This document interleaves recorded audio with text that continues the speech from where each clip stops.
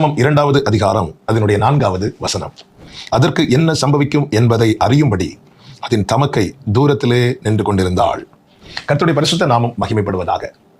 மோசே பிறப்பதற்கு முன்பதாக எகிப்திலே புதிய பார்வோனாக வந்த ராஜா தேவ பிள்ளைகள் இஸ்ரவேலருக்கு விரோதமாய் ஒரு கட்டளை இடுகிறான். அதிலே பிறக்கிற ஆண் குழந்தைகளை எல்லாம் நதியிலே போட்டுவிட வேண்டும் என்று அவன் கட்டளை கொடுக்கிறான். இந்த காலகட்டத்தில் தான் மோசே பிறக்கிறான். மோசே அழகுள்ள குழந்தை என்று கண்டு தாயார் 3 மாதம் வீட்டிலே வைத்து வளர்க்கிறாள். இதற்கு மேல பிரச்சனை என்பதை அறிந்ததும் ஒரு நாணல் பெட்டியை செய்து அதை நைல் நதியிலே விடுகிறார்கள். இது நமக்கு தெரிந்தது. இங்கே சொல்லப்பட்டிருக்கிற வார்த்தை, தாயார் என்ன செய்கிறார்கள் என்றால் தன் மகள் மிரியாம் இடத்திலே கொடுத்து விடுகிறார்கள். மிரியாம் அந்த பெட்டியை நைல் நதியிலே வைத்துவிட்டு தூரத்திலே நின்று அதற்கு, அந்த குழந்தைக்கு, தன் தம்பிக்கு என்ன சம்பவிக்கும் என்று பார்த்து கொண்டிருந்தாள். பிரியமான கர்த்தருடைய பிள்ளைகளே, இப்பொழுது உண்மையிலே மோசே இருக்கிற அனுபவம் என்பது துன்பத்தின் நடுவில். அடுத்து என்ன என்கிற பெரிய கேள்வி, நம்பிக்கைக்கு இடமுண்டாக ஒன்றுமில்லாத சூழ்நிலை. இப்பொழுது அவனுடைய மோசையுடைய உறவு எங்கே நிற்குது தெரியுமா? தூரத்தில் நின்று பார்த்து கொண்டிருக்கிறார்கள்.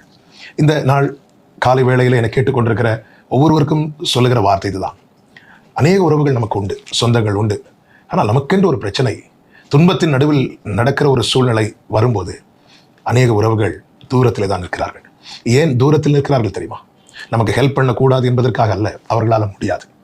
இந்த மோசையை வெறுத்தல்ல நைல் நதியில தூக்கி போட்டது, வேற வழி இல்லாமல் தூரத்தில் நின்று பார்த்து கொண்டிருந்தாள். பிள்ளை சாகிறதை நான் பார்க்க மாட்டேன் என்று சொல்லி ஆகார் இஸ்மவேலை ஒரு மரத்தின் கீழே வைத்துவிட்டு தூரத்தில் போய் உட்கார்ந்திருந்து அழுதாள் என்று வேதம் சொல்கிறது.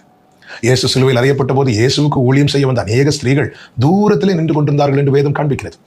அநேகர் நமக்கு நன்மை சூழ்ந்திருக்கும் போது நெருங்கி நின்ற அநேகர் பிரச்சனை பெரிதாகும் போது தூரத்தில் நிற்கிறார்கள். தூரத்தில் நிற்க காரணத்தில் ஒன்று, அவர்களால் முடியவில்லை. இதுக்கு மேல அவங்களுக்கு முடியாது, வேற வழி இல்லை, வேற வாய்ப்பும் இல்லை.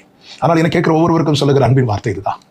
ஆழமான கிடங்கானாலும் சரி, மரண இருளின் பள்ளத்தாக்கானாலும் சரி, பயங்கரமான உளையான சேற்றானாலும் சரி, மரணத்தின் வாசலானாலும் சரி, நோக்கி கூப்பிடும்போது, உண்மையாய் நோக்கி கூப்பிடும்போது சமீபமாய் வருகிற ஒரு நல்ல கர்த்தர் நாம் ஆராதிக்கிற நம் ஆண்டவராகி இயேசு கிறிஸ்து. வேதம் சொல்லுகிறது, அவர் நொறுங்குண்ட இருதயம் உள்ளவர்களுக்கு சமீபமாய் இருக்கிறார். இருதயம் நொறுங்கும் போது, உடைக்கப்பட்ட பாத்திரம் போலாகும் போது, எங்கேயோ தூரமாய் போகிறதற்கு அவர் உலக உறவு அல்ல, அவர் உன்னத உறவு. அவர் சமீபமாய் இருக்கிறார். ஆகார் அழுத போது கர்த்தர் சமீபமாய் வந்தார்.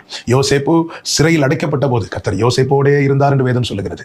இயேசுவின் மார்பில் சாய்ந்திருந்த யோவான் பத்மு தீவில் தனித்து விடப்பட்ட போது அங்கு மார்பில் பொற்கச்சை கட்டினவராய் இயேசு வந்து நின்றார். பிரியமான கர்த்தருடைய பிள்ளைகளே, உறவுகள் ஒருவேளை நம்மை விட்டு தூரம் போனாலும், மலைகள் விலகினாலும், பர்வதங்கள் நிலை பெயர்ந்தாலும், என் கிருபை உன்னை விட்டு விலகாதிருக்கும் என்று மனதுருகி சொன்னவர் இன்னும் நம் பக்கத்தில் இருக்கிறார். அவரை உறுதியாய் இறுக பிடித்துக் கொள்ளுங்கள். எந்த சூழ்நிலையிலும் நான் உன்னை விட்டு விலகுவதும் இல்லை, கை விடுவதும் இல்லை என்று சொன்னவர் உங்களோடு இருந்து உங்களை உயிர்ப்பித்து நடத்த